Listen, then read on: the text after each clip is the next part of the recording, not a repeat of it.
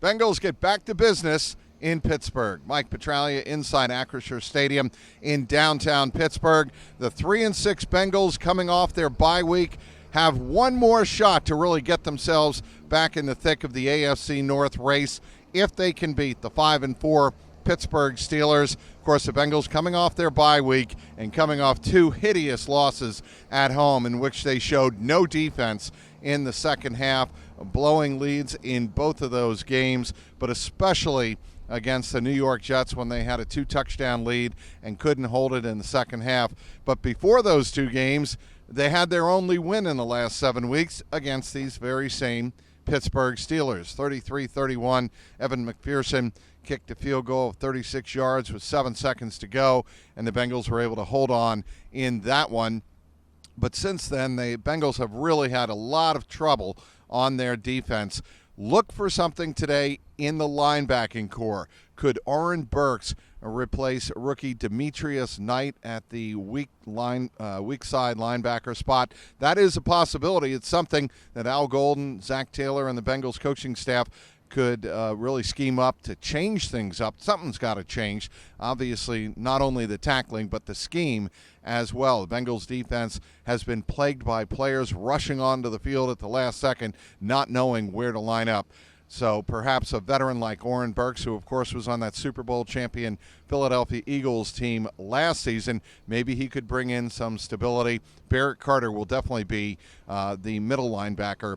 Obviously, the Bengals without Logan Wilson, who has been since traded to the Dallas Cowboys. What about injuries? Trey Hendrickson and Shamar Stewart, both of them are out today. So Cedric Johnson, in his second game back, he had a decent showing, actually a very strong showing against the Chicago Bears. He has a week now off, comes back fully rested. Cedric Johnson could be a key factor in this game for the Cincinnati Bengals defense. Certainly the Bengals are hoping he can be because they need a boost from somewhere to start making plays on the defensive side of the football.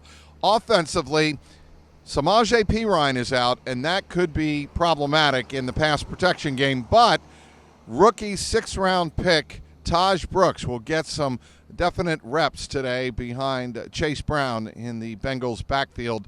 Look for Taj Brooks to make an impact in this game. He was actually a pretty good pass protector at Texas Tech. He'll be certainly called upon to do likewise today for the Bengals as they look to protect Joe Flacco, who has looked tremendous, obviously, offensively. He's had a week off now to rest that sprained AC joint in his right shoulder. How will Joe Flacco handle this Pittsburgh Steelers defense for the second time in 4 weeks? We'll find out today. Jamar Chase and T. Higgins certainly will be ready to go. Speaking of the Bengals offense, Kendall Milton has been elevated to the active roster with Samaje Perine out, so he will be the third running back active today for the Bengals. Defensively, Isaiah Foskey gets his second activation of the season with the Bengals down on the defensive side of the ball at the edge rushing position. So Isaiah Foskey will be elevated to the active roster.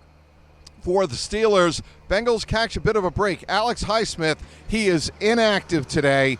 He will not play for the Steelers. Steelers are also without two starting cornerbacks, so that could be a big factor in this game if the Bengals can provide any protection whatsoever for Joe Flacco. Darius Slay is one of those cornerbacks that is out of this game for the Pittsburgh Steelers, so keep a very close eye on that as well. When we talk Acrisure Stadium and the former Heinz Field, you always talk about field conditions. Notre Dame beat up on Pitt here on this very field yesterday here in downtown Pittsburgh. But as I look behind me right now, the field is in excellent shape. Aaron Rodgers earlier in the season criticized this field, and it has long been the subject of criticism by fans and players and coaches all alike. They have had issues with this field in the past, but today the field looks to be in spectacular condition, especially given the fact there was a college football game played on it just 24 hours earlier. The wind, that is the only real weather factor today. We're expecting gusts of up to 30 miles an hour. Wind is always a factor, certainly in the south end of the end zone here for kickers. That could be a factor as well this afternoon, but no precipitation in the forecast. Even though it's a little chilly, as you can tell, I'm a little bundled up right now. It should not be for the game. Temperatures in the mid to upper 50s. We'll have you covered on the Jungle Roar Bengals postgame podcast. Myself and Richard Skinner of Local 12. Be sure to check that out, youtube.com/Jungle Roar Pod. Check me out, as always, on the X at Trags, TRAGS. And, of course, the takeaways and game analysis after the game on CLNS with a Y.com. Inside Acrisure Stadium in downtown Pittsburgh, Mike Petraglia, CLNS Media.